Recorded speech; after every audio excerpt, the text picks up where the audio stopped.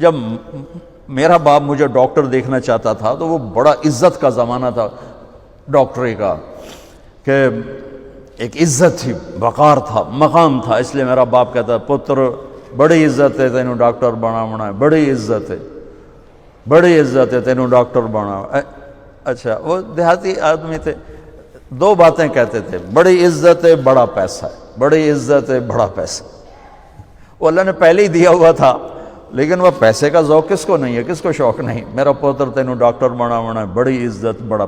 اور جب میں نے 3 دن کے لیے گیا، یہ گورنمنٹ کالج لاہور پڑھتا تھا، سینٹر ماڈل سے میٹرک کیا، گورنمنٹ کالج یہ ہمارا جو راوی اب تو یونیورسٹی بن گیا، تو 3 دن کے لیے میرا ایک دوست مجھے ایسے کھینچ کے لے گیا، وہاں سے اللہ نے میرے 4 مہینے کروا دیے۔ 4 مہینے کے آخر میں ایک نوجوان نے کہا تو ڈاکٹر بن کے کیا کرے گا، تو عالم بن جائے۔ تو اللہ نے اس کی بات میرے دل میں ڈال دی، میں اس طرف چل پڑا۔ جب میں نے گھر آ کے بتایا تو میرے باپ، اچھا اس دور میں ڈاکٹر ایک قداور شخصیت تھی اور مولوی ایک پست ترین گندگی کا کیڑا، یہ کیفیت تھی۔ اور ہمارے دیہاتی ماحول میں مولوی کمی ہوتا تھا، کمی، جیسے لوہار، کمہار، دھوبی، ایسے مولوی کا سٹیٹس کمی کا تھا۔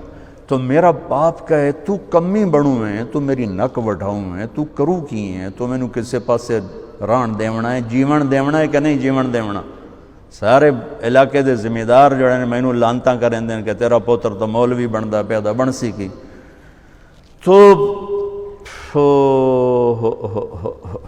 23 نومبر 1972 صبح 8-9 بجے کا ٹائم تھا، میرے باپ گھر میں آئے، وہ ذمہ داروں والی چادر پہنی ہوئی بڑی اور چولا کھلا، پگڑی کھول کے یہاں رکھی ہوئی، تو مجھے دیکھتے ایک دم غصے میں آ گیا، یہ تو مولوی بننا ہے تو میرے گھر چوں نکل جائے، زور سے کہا یہ تو مولوی بننا ہے تو میرے گھر چوں نکل جائے۔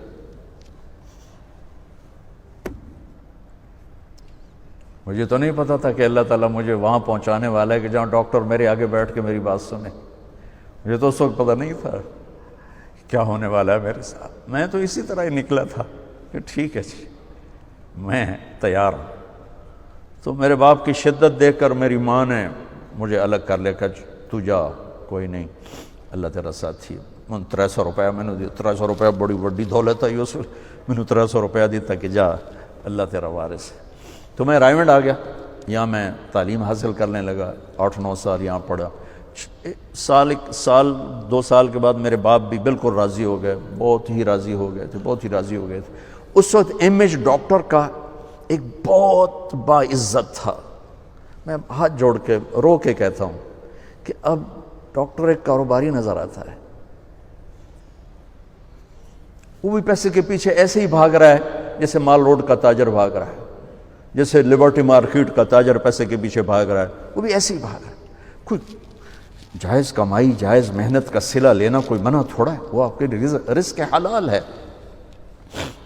میں کینیڈا میں گیا ہوا تھا، میرے یہ سر درد بہت شدید ہوتا ہے، تو وہاں وہ بوٹاکس نیا طریقہ ٹیکے لگاتے ہیں، تو کچھ دن گزر جاتے ہیں، تو مجھے پتہ نہیں تھا یہاں کوئی لگاتا ہے کہ نہیں لگاتا۔ تو میں کینیڈا گیا، وہ جاننے والے ڈاکٹر تھے پاکستانی، تو پارکنسن کے 5 بڑے ڈاکٹروں میں ایک ان کا نام آتا ہے۔ تو وہ ان کے کلینک میں بیٹھا ہوا تھا اور بات چلتے چلتے تو یہ ایسی ایک پینسل پڑی ہوئی تھی ان کے ٹیبل پر، تو وہ یوں پینسل اٹھا کے مجھ سے کہنے لگے مولانا یہ ایک پینسل میں کسی کمپنی کے ایجنٹ سے لے لوں تو میں بلیک لسٹ ہو جاؤں گا، ایک پینسل میں کسی کمپنی کے ایجنٹ سے لے لوں تو میں بلیک لسٹ ہو جاؤں گا، میں کلینک نہیں کر سکتا اس کے بعد۔ تو آپ ڈاکٹر بنے، تاجر نہ بنے، ڈاکٹر بنے، آپ مسیحا بنے۔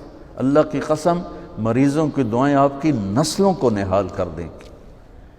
اگر آپ صرف تاجر بن گئے تو ٹھیک ہے 4 پیسے تسی وٹ لینے، لیکن پتہ نہیں آگے نسلوں کا کیا ہوگا۔